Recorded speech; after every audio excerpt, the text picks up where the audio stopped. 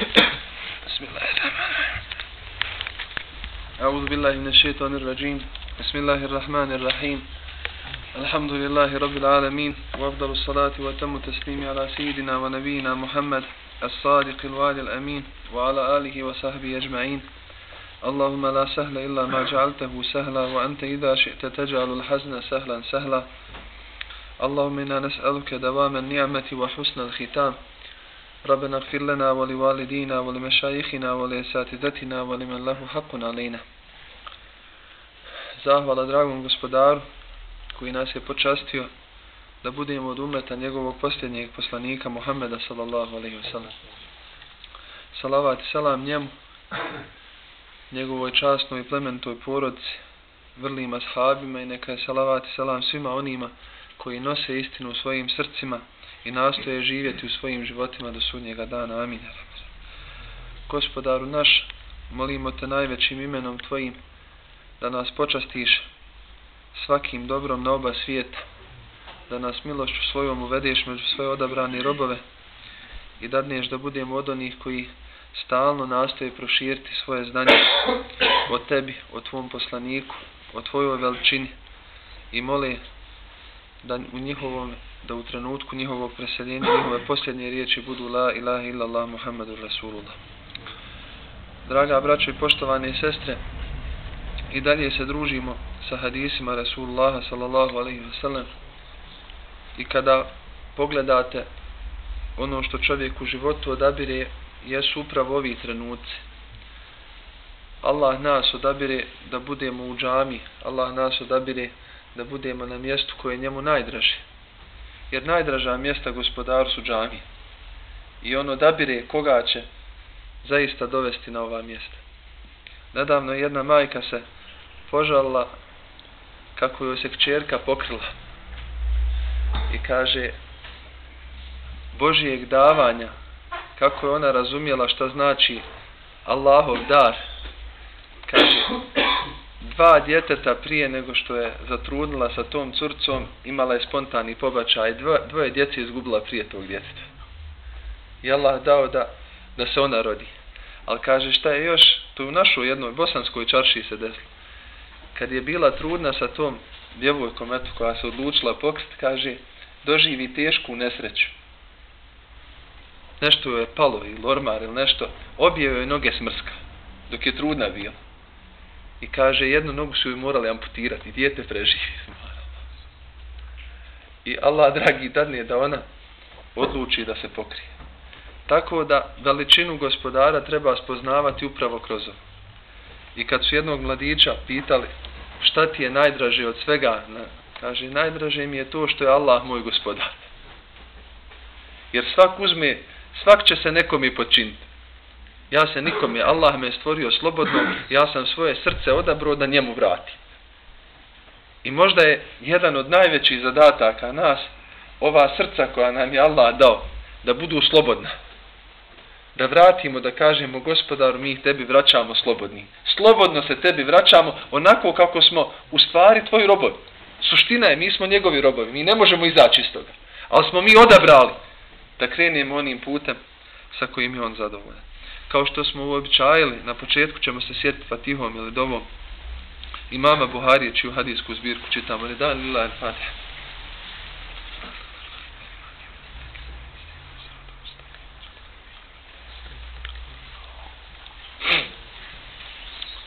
Još uvijek govorimo o abdestu, još uvijek smo u poglavljima koja nas podstiču da svaki put kada abdestimo, da nastojimo da razumijemo da je to naša priprema za namaz. I kada osjetimo da smo prisutni u namazu, onda one pripreme koje smo trebali obaviti prije namaza, onda smo ih dobro obavili. I zaista je abdest jedan, ako možemo tako kazati, ključ dženneta. Vi znate da je Božji poslanik Muhammed sallallahu alejhi ve sellem rekao Hazreti Bilalu Habeši, čuo sam tvoje nanule u džennetu ispred mene. Kaže, Bilale, šta ti uradiš? Pita ga Božji poslanik Muhammed sallallahu alejhi ve sellem. Kaže, nikada nisam abdest izgubio. Izgubio, mi kažemo izgubio, ali nikada nisam ostao bez abdesta. I to ostao bez abdesta. Kaže, nikad, kad bi abdestio, odmah bi, izgubim abdest, odmah se abdestim. I kaže, čim abdestim, klanjam 2 rekata. Kaže mu Božji poslanik, sallallahu alejhi ve sellem, time si me pretekao. Jer čuje Resulullah njegove nanule u džennetu. Tako da je jedno od pravila da abdest čuva osoba koja je vjernik i vjernica. Zašto? Zato što abdest podrazumijeva i da čovjek i u trenutku neke srdžbe da kaže imam abdest, ja sam se naoružio. Sada je na meni da pokažem da sam osoba koja drži do toga. 41. poglavlje babu men medmada wastanšaka min garafetin vahide. Kaže poglavlje onaj koji je izaprao usta i nos jednim zahvatom vode. To je 191. hadis. Vi znate iz sunneta Rasulullah sallallahu alejhi ve sellem da je po sunnetu Božijeg poslanika sve postupke osim potiranja glave ponoviti 3 puta. Međutim, u rivajetima se spominje da je Resulullah nekada i 2 puta bi oprao ruku ili oprao lice. Nekada 1 put. Vi znate da je minimalna je obaveza. To je ono što kažu farz. Prilikom abdesta barem po 1 put oprati lice, ruke iza lakata, potrati glavu i oprati noge. To su ova 4 osnovna farza koja su ispomenuta u kuranskom ajetu gdje nam Gospodar naređuje.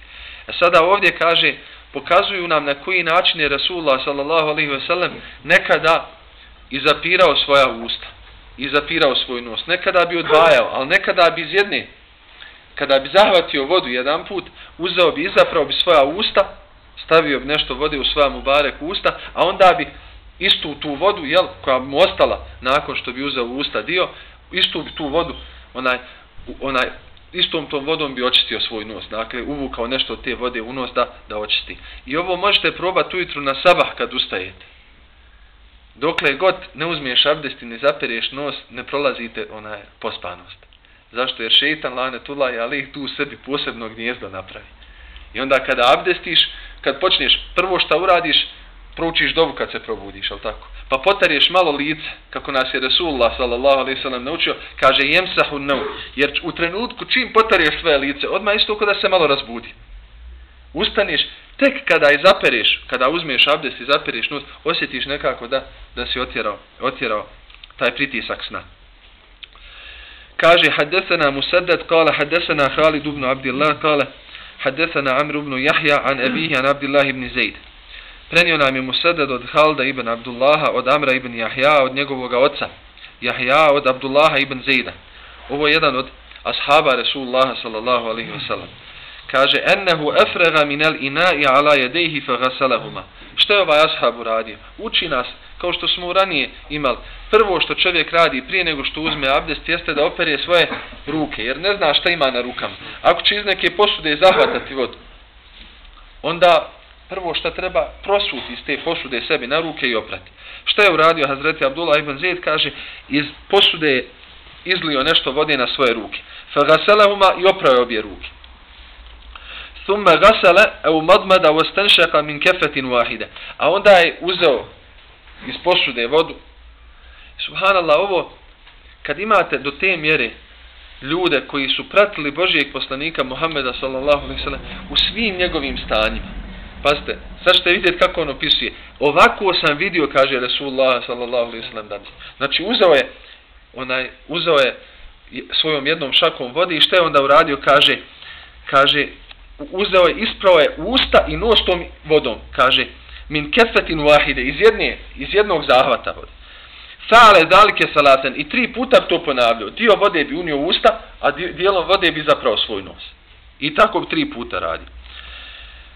Fagasala jedejhi ilal mirfaqain, pa bi oprao nakon toga svoje ruke do iza lakata. Merretein. Evo da što je uradio? Oprao je 2 puta.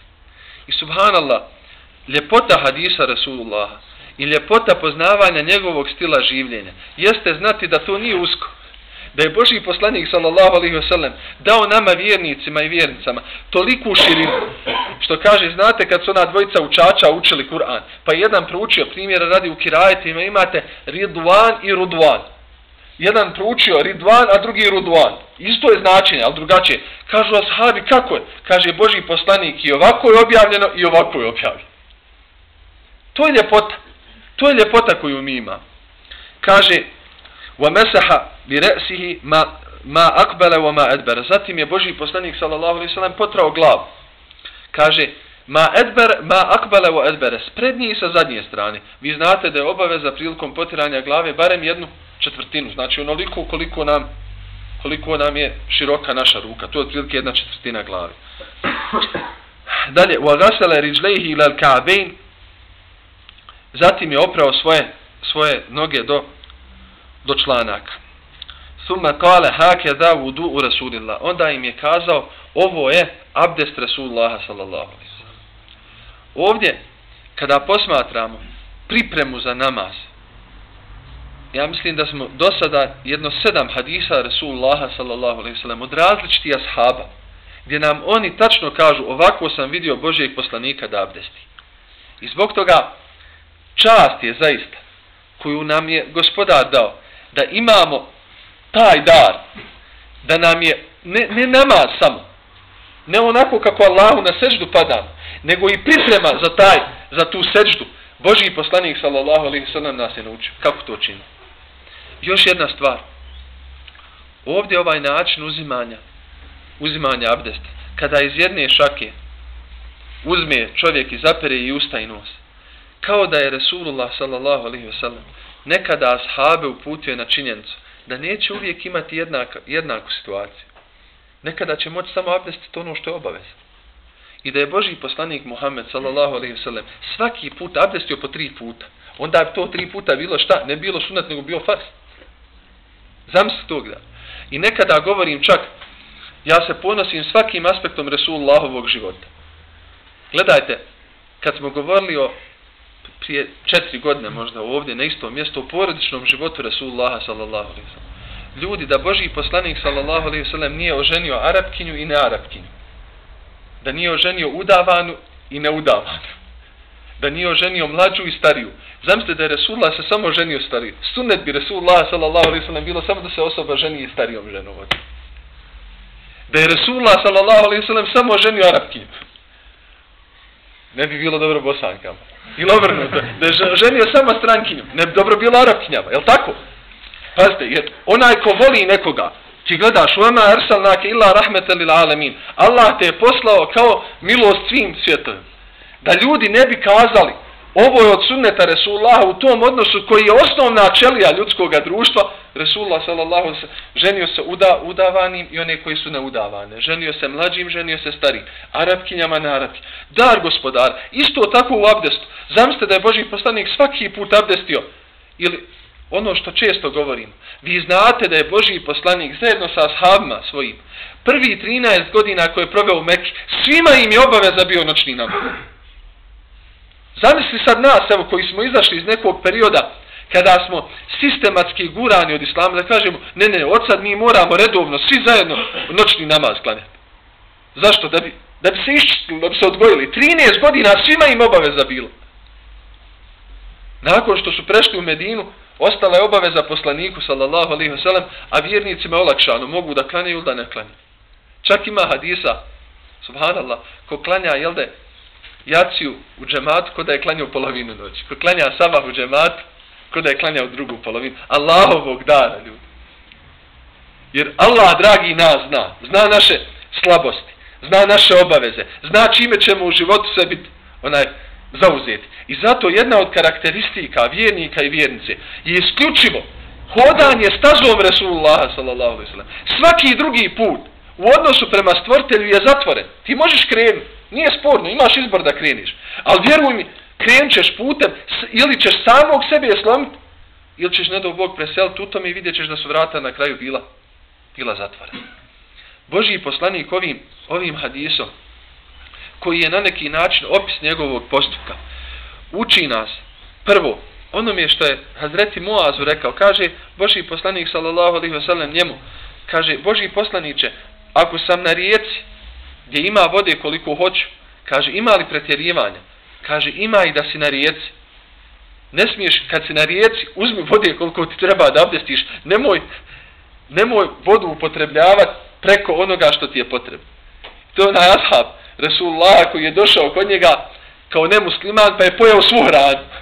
Kad je sljedeći put došao, kaže, malo si pojeo, kaže, prošli put sam jeo, kaže, kao nevjernik, sad jedem kao muslima. Skroz, pazite, prvo što je promijenio ono što svaki dan mora raditi, a to je jelo. Došao je, kaže, kod Resulullah, kaže, sve što je ranije bilo, sve je pojeo. I kad je drugi put došao kao musliman, njemu pripremili puno hrane. Kaže, znate, ovo je onaj, čak imate hadis, onaj Resulullah gdje Hazretija Iša spominje, i to je jedan od najrječitijih hadisa, kada žene opisuju svoje muževe. Taci na drapu. Ona svaka opisuje, hadis se zove Muzara, i svaka opisuje, kaže, moj muž je, kaže, poput lava. Kad uđe, sve pometi. Sve pojede u kući. Sad kažu, hoće li reći da je čestit ili će reći da je izjelca? Jer u biti ne znaš. Kažeš, on je ko lav, uđe, sve pojedi.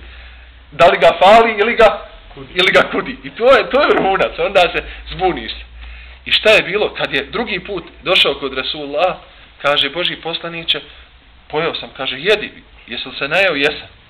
Kaže, ranije sam jeo kao nevjernik, a sada jedem kao vjernik. Da mu je tada Resulullah sallallahu alejhi ve sellem rekao, innal mu'mina la ya'kulu fi mi'an wahid, kaže, vjernik jede u jednoj utrobi, a nevjernik fi sebati ema, a kaže, nevjernik jede u 7. A to je pitanje pohlepe očiju. Jedan od ahbaba kaže, kada si prestao, znamo da si volio dobro pojesti, pitamo ga, kada si prestao to? Kaže, kada sam prošli Ramazan vidio kako djeca muslimanska u Somaliji umiru. Znam si, umiru od gladi. A mi imamo situaciju da za 20-30 godina kaže ti tvoj ljekar, kardiovaskularni hirurg, šta ste to, gospodine, sa svojim srcem radili? Kako ste mogli se tako opteretiti? Stil življenja Muhameda sallallahu alejhi ve sellem je nešto što je sreća i na ovom i na budućem svijetu. I zbog toga ovaj hadis, kako nam to Abdullah ibn Zaid prenosi, pokazuje nam smjernicu. Najprije, kada hoćemo da abdestimo, operimo svoje ruke. Hvala dragom gospodar, mi sada imamo česmu. Ali probajte, evo koliko je nas ovdje. Samo da mi, koliko nas ima ovdje, samo da mi smanjimo onaj mlaz vode prilikom uzimanja abdesta. Na 1000 litara Allaha mi večeras i sutra ujutru bi se uštedili. 1000 litara. Samo da malo smanjiš mlaz, da ti ne treba prejak mlaz.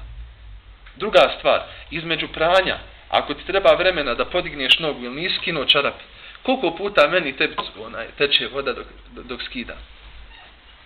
Evo, ništa da drugo ne gledaš. Ekološka svijest muslimana, samo na tom je da poradi. Čovječe, svaka ta kap vode, subhanallah, svaka ta kap vode je možda bila kap koja će pasti na neko sjeme i to sjeme će dati neko zrno pšenice koje će možda nekoga gladnog nahraniti. A ti si upotrijebio. Samo ništa drugo da ne gledaš. Evo nas koliko ima da kažeš, kada abdestim želim da, i subhanallah, najveće stvari, najveće promjene, ne počinju od nekih velikih priča, počinju od malih priča koje ljudi mogu primijeniti. I kada gledate vjerovjesnikov model u vođenju i organiziranju ljudi, to je taj model. On je sve ono što je govorio ljudima prvo na sebi primijeniti. Onda ljudi mogu primiti. Onda ljudi mogu kazati, slušajte, jer je Allah mogao dati nama Kur'an bez poslanika. Ne, dao nam je Kur'an i poslanika. Dao nam je Kur'an kao knjigu i poslanika kao primjenu te knjige. I na nama je da kažemo, je li ja poznajem Resulullaha toliko? Znam ja kako se on abdestio. Dobro, kada bi prao ruke, možete li zamisliti svog poslanika? Da je, pretpostavimo da mu hoće da mu naspu na njegove mubarek ruke. Kako su mu sipali? Jesu mu polako sipali ili su mu onako kako mi znamo, nalit dobro vodi? Polako su mu sipali, je li tako? Da opere svoje ruke. Zašto? Zato što je Resulullah rekao, čak i da si na rijeci koja teče, odeš, mašala, mi imamo li Neretva lijepa, Una, naše rijeke, na Drini. Odi na rijeku kad odeš. Nemoj uzmat vode više nego što ti treba da abdestiš. Drugo, ako ulaziš da se kupaš, ako imaš hrabrosti da u Unu uđeš i u ljeto, koliko je hladno. Znači, nemoj dozvoliti, samo reci, i onda šta imaš? Imaš nagradu, jer si u jednom malom aspektu svoga života slijedio Resulullah sallallahu alejhi ve sellem. Šta si uradio? Abdestim. Ljudi, abdest je sastavni dio moga identiteta, moga islamijeta. Ja želim da abdestim onako kako je to Božji poslanik radi. Sallallahu alejhi ve sellem. Ja želim da utemeljim svoj život, svoju pretpostavku za namaz na onome kako je to Božji poslanik radi. A sada posmatrajte. Zadnjih 10 puta kada budete u abdesthani, posmatrajte sebe kako se ponaša. Posmatrajte ljude. I subhanallah, Hazreti Hasan i Husein, unuci Božijeg poslanika, Muhameda sallallahu alejhi ve sellem. Kako je taj odgoj Božjeg poslanika? Kaže, gledaju Hasan i Husein čovjeka kako krivo abdesti. I znaju, pogotovo ako kažeš nekome koji je stariji od tebe, nešto ga pokušaš ispraviti. U startu 90% je šanse da će se uz oholt neće htjeti prihvatati, je li tako? Zašto ti će meni govoriti? Znalo se nama desiti, uđemo ovdje u džamiju, čovjek nas istira. Kaže, što? Kaže, to je moje mjesto, ja tu, kaže, klanjam 20 godina. Čudno je, neznanje je veliki dušmanin čovjek. Hazreti Hasan i Husein vide šta se dešava kako čovjek krivo abdesti. Jel pretjerivo u abdestu, jel onaj pravo kako ne treba, jel ne znamo, samo kaže pogrešno je abdestio. I kaže, šta rade, njih dvojica? To su unuci pejgambera, samo da su rekli, nema tog fakulteta čovječe, nema tog doktorata, hafiza ovo, kaže, ja sam pejgamberov unuk, kaže, gotovo, ovaj će prihvatiti od njega. Ne. Kaže Hazreti Hasan, kaže, ja ću, kaže, ko on, a ti ispravi. I Hazreti Husein gleda Hazreti Hasana, ovaj abdesti ko što ovaj čovjek abdestio. Razumijem? Kaj ne tako. I ne ispravlja ovoga čovjeka, nego ispravlja šta? Ispravlja svog rođenog brata. Kaže, znaš da je naš dedo Resulullah sallallahu alejhi ve sellem abdestio tako da... Kaže, čovjek gleda. I vratio se abdestio. Ako hoćeš, suština u promjeni je, želiš li da promijeniš ili želiš da zalatariš? Ako hoćeš da zalatariš ljude, lako ćeš. Samo ga napadniš. I nećete što kaže, ja sam njemu, kako to, Hafizu nema nima, kaže, ja sam njoj sve u brk. Kaže, taj brk više nećeš vidjeti. To se lako dešava. Ne možeš, sunnet Resulullah, evo, njegovi unuci ti pokazuju. Pazite, naprave Haman situaciju, predstave, seriju naprave ljudima kako se treba abdestiti. Da ne bi uvrijedili čovjeka jer je stari. Neće prihvatiti. Još jedna stvar. Jedno je pitanje pretjerivanja u korištenju vode. Druga stvar. Pitanje uzimanja abdesta na abdest. Vi znate da se može uzeti, ako već imaš abdest, kaže ono dodatno, veći je sevap, može se uzeti. Ali tu obavezno posmatraj kakva je situacija. Ako nema vode, ako ćeš u kući si gdje ćeš u nezgodi domaćina, imam abdest, ali ja bih ipak da to podebljam. Nemoj. Gledaj sunnet Resulullah sallallahu alejhi ve sellem. Kakav je Resulullah bio kao gost? Jel bio teret? Kaže Hazreti Ebu Ejub el Ensari, kada je došao Božji poslanik iz Mekke u Medinu, bio je u njegovoj kući. Stidio se Božji poslanik, kaže, Ebu Ejube, nemoj da mi budemo, kaže, u potkrovlju, jer je kuća bila od 2 sprata sastavljena. Nama dolazi puno gostiju, pa će morat svi da prolaze kroz ovaj prvi sprat da te bi huzure neka takav je kao gost. Takav je kao gost bio. I definitivno uvijek, subhanallah, kao da je rečenica koju možeš, i eto to je na neki način možda i glavna poruka halke hadisa.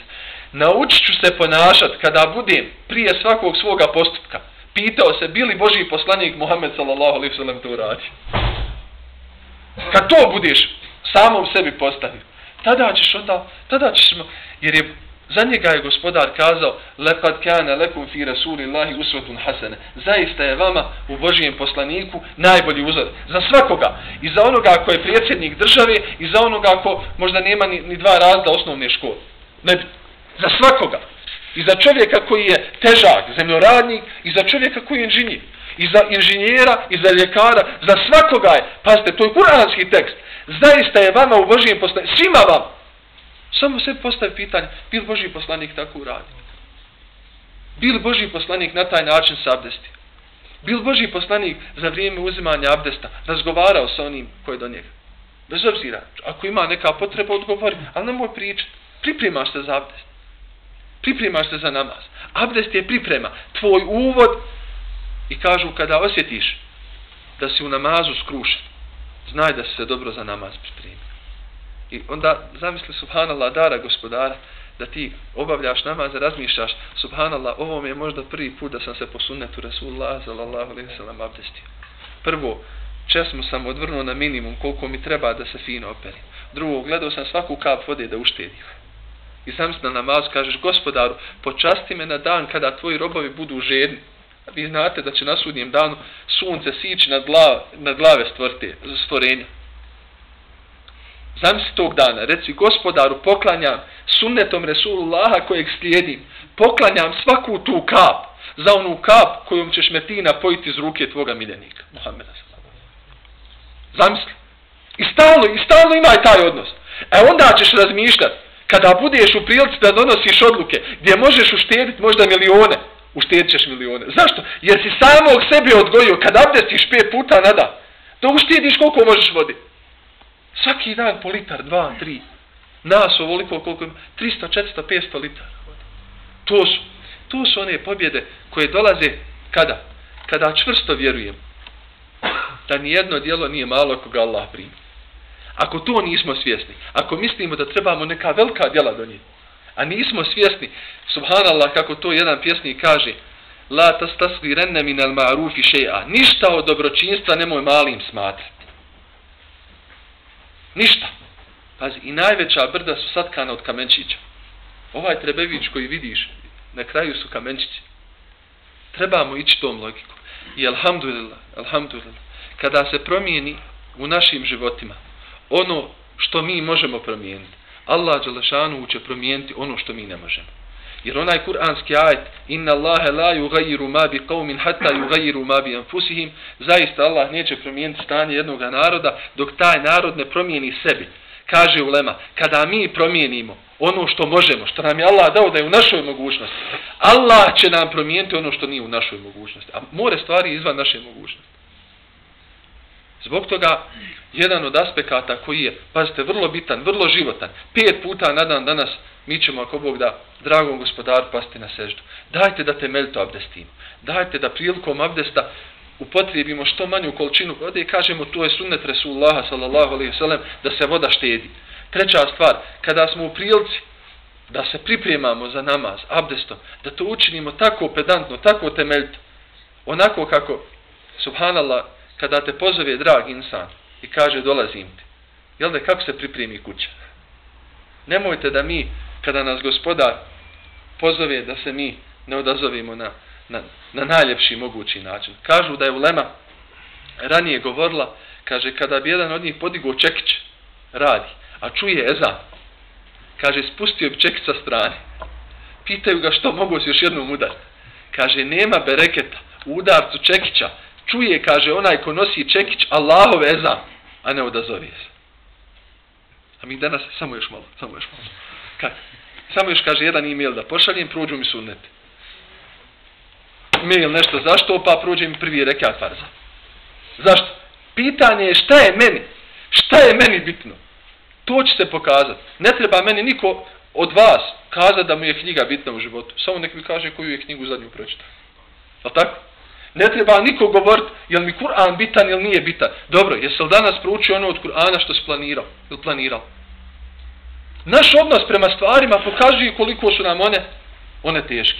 Ja zaista molim gospodara da nam sunnet Resulullaha sallallahu alejhi ve sellem bude bitan. Toliko bitan da ga pokušavamo živjeti u svojim životima. Jer ako ga ne živimo u životima, možemo ga savršeno dobro poznavati. Ali mi ga imamo onoliko koliko ga živimo.